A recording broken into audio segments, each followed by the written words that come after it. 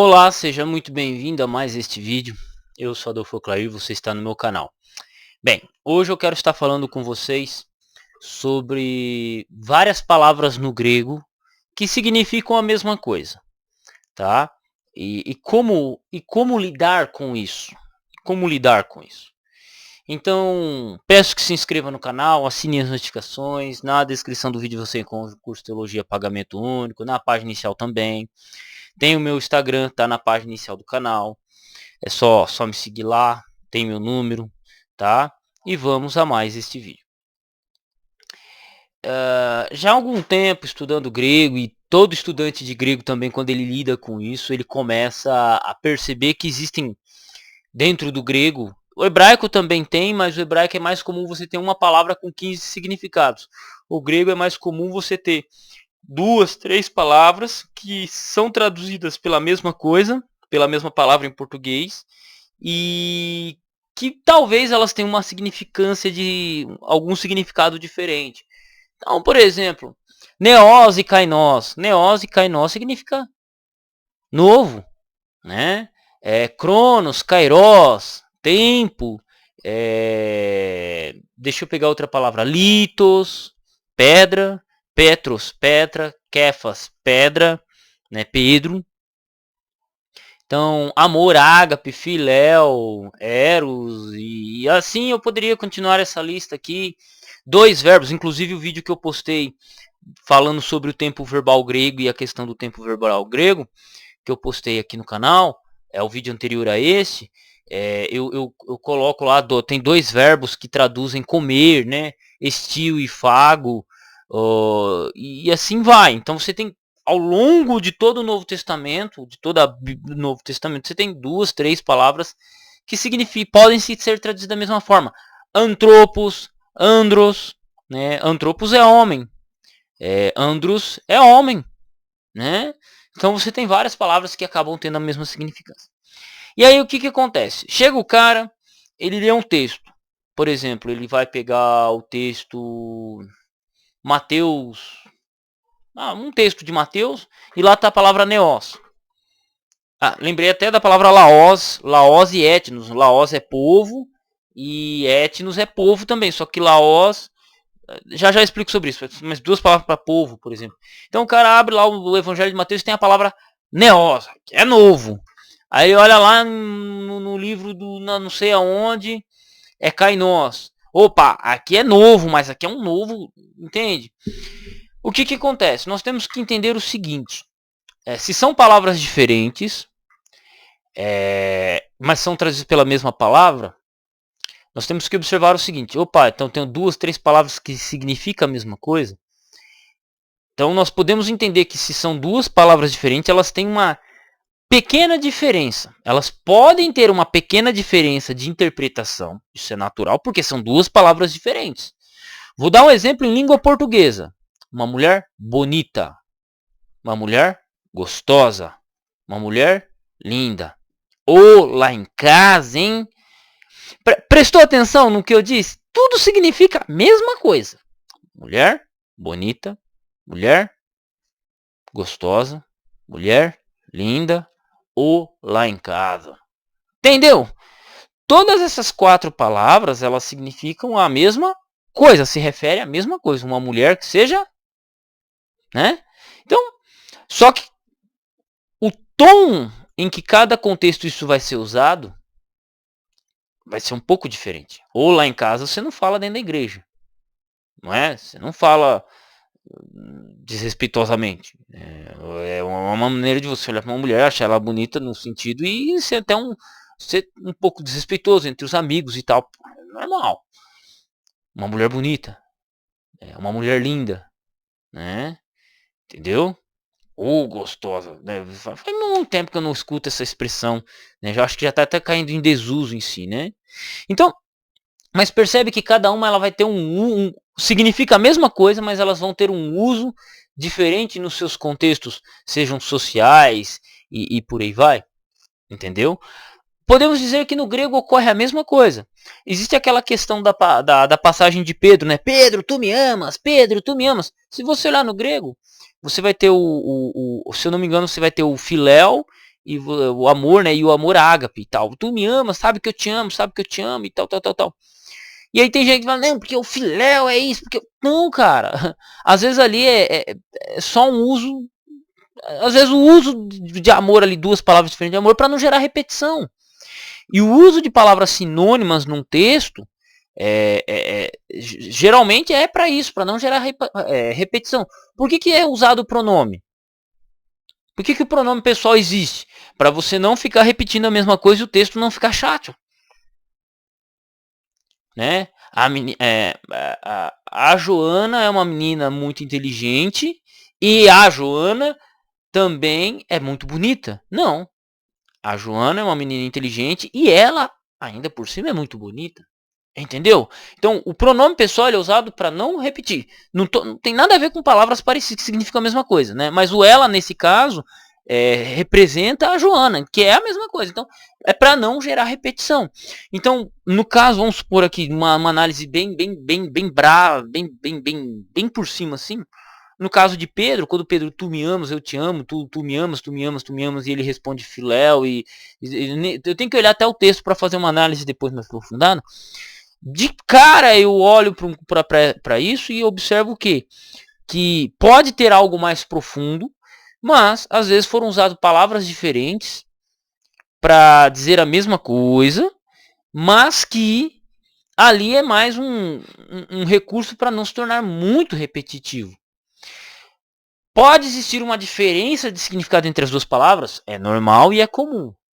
Mas às vezes você tem que ver se não é um contraponto literário, se não é algo, né? Por quê? Vamos lá para a palavra laos e etnos. Quando a gente pega o Evangelho de Mateus, por exemplo, isso aí também eu aprendi até foi vendo um vídeo de um cara que dizia o quê? Que laos sempre se refere ao povo de Deus, ao povo judeu, e etnos a povo estrangeiro, né? Etnos vem de etnia, né? Etnia é estrangeiro, né? Etnos dá origem à palavra etnia, por exemplo. E aí, qual que é o argumento dele? Que Jesus ele não veio morrer por todos, mas ele veio morrer pelo povo judeu. E quem é gentil está lascado, né? Mas o que ele faz? Ele faz uma análise, por exemplo, de laós e etnos dentro do Evangelho de Mateus. Ok. Mas nós, quando vamos extrair doutrina, no caso, por exemplo, a gente tira a doutrina de todo o Novo Testamento em si, né? E você olha para os discípulos no primeiro século, eles não tinham problema em... a igreja se tornou gentia e nunca teve problema com isso. Aí um cara no século XXI vem dizer que isso tem problema. Tipo, né? Mas tudo bem. E aí, vamos supor, laós e etnos. Esse exemplo aqui, bem clarinho, para ficar bem evidente. Laós se refere ao povo judeu e etnos se refere ao povo estrangeiro, ao gentil. Só que, quando você vai para o livro de Atos, por exemplo, que já é um livro mais atual, etnos é usado para povo judeu. E laos se refere a gentios. Ou existem, eu me lembro de pelo menos uma passagem, quando eu fui pesquisar no dicionário, quando eu vi essa cena desse vídeo, eu fui lá e descobri que laos é utilizado também para significar povo gentil, em um outro livro. Então, tanto a palavra laos quanto a palavra etnos, elas significam povo. Elas vão ter uma pequena diferença de significado? Talvez. Mas esses significados eles se misturam. E você não vê uma diferença tão grande entre eles. Você não vai ver. Halos e héteros, por exemplo. Halos, né, e héteros. Halos e héteros significam outro. Mas halos é outro da mesma espécie e héteros é outro de diferente. Ok. Né, tanto que você tem um termo heterossexual, por exemplo. Alguém que se relaciona com alguém que é. Né? Só que você vai ter texto que esses significados vão ser invertidos. Né? Às vezes hétero significa outro da mesma espécie e halos pode significar outro halos pode significar outro de outra espécie, né, diferente, e héteros outro no sentido de igual, como igual, acontece, né? Então, às vezes o uso de uma palavra ou de palavras diferentes não não quer dizer necessariamente que ela vai ter um significado teológico diferente, o que haja um problema de tradução. Às vezes vamos dar um exemplo aqui, o cara me perguntou ontem sobre Timóteo 2,12, o cara ficou puto comigo, eu não sei porquê, porque eu falei, ele falou, não, lá em Timóteo 2,12 é homem, é marido, o que que é? Eu falei, não, se é homem é marido, se é marido é homem, né? E aí o cara ficou puto comigo, eu falei, não, cara, não. Veja só, Antropos quer dizer homem, ok? Homem, humanidade. Homem no sentido geral. Andros significa homem, mas ele também tem um significado de marido. Então qual que é a diferença entre Andros e Antropos? Os dois significam homens. Só que Antropos pode ser usado no sentido de homem no geral, até no sentido de humanidade.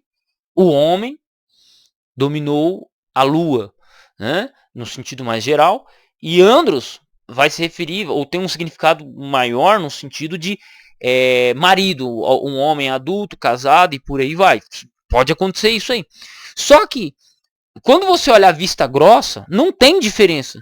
Ah, se eu traduzir Andros por homem, tem problema? Não tem. Se eu traduzir Antropos por marido, é possível?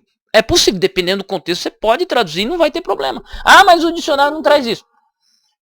O Antropos é casado com Guiné. Guiné é mulher, tá? Se eu usar a palavra Antropos, eu posso traduzir Antropos por marido, sem problema nenhum. Entende? Então, a questão é que palavras que são parecidas, elas podem ter um significado diferente, podem, mas em geral não é assim. Em geral não gera essa problemática. Só que o estudante de grego iniciante, ele começa a estudar, eu mesmo passava por isso, não, porque aqui é uma palavra de grego em grego diferente, que não sei o que. Não, velho, não. Às vezes é o linguajar do autor. E aí você vai percebendo com o tempo. Laós e etnos é usada de um jeito por Mateus, mas lá em Atos é outro jeito. Em Lucas é outro jeito. Em Paulo, como é que Paulo utiliza o termo sarx? É um termo, né, carne. Como é que Paulo usa o termo carne? É bem interessante esses estudos dentro do próprio autor, que isso aí é chamado de estudo diacrônico. Mas o que eu quero concluir no vídeo aqui e por aí vai, é que você vai ter várias palavras que significam a mesma coisa e que você tentar traduzir elas de maneiras diferentes, muitas vezes, não vai dar numa coisa muito grande ou numa problema. É igual homem e marido em 1 Timóteo. Qualquer tradução que trazer homem tá certo. Qualquer tradução que trazer marido tá certo. E não tá fugindo ao contexto, não tá fugindo nada. Né? Você pega lá halos e héteros, é outro. Mas que aqui é halos, que nem sempre. Não, porque é héteros, que não sei. Não tem problema. Eu me acredito preocupado. Não, porque aqui é cainós, é neós e tal. Talvez em algum contexto você possa fazer uma aplicação melhor e por aí vai, ok. Mas não é todo o contexto. Não é todo o texto. É cainosa, é novo de renovado.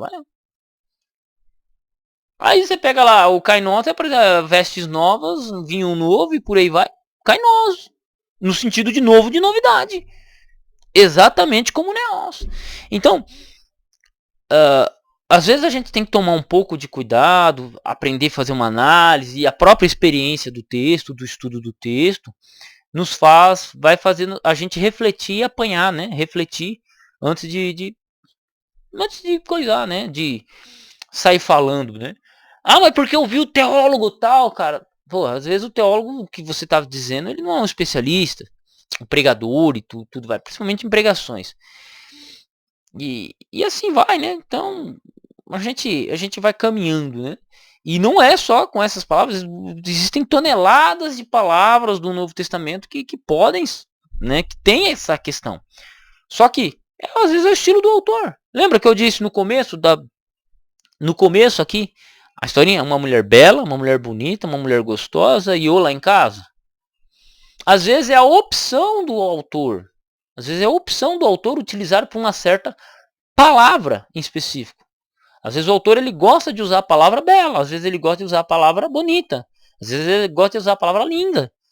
Dependendo da pessoa, vai preferir falar o termo gostosa. Porra. Né? Dependendo da pessoa. É uma opção em alguns casos, ou em boa parte dos casos, é uma opção do linguajar da pessoa, porque as pessoas não são iguais. Né? Não são iguais.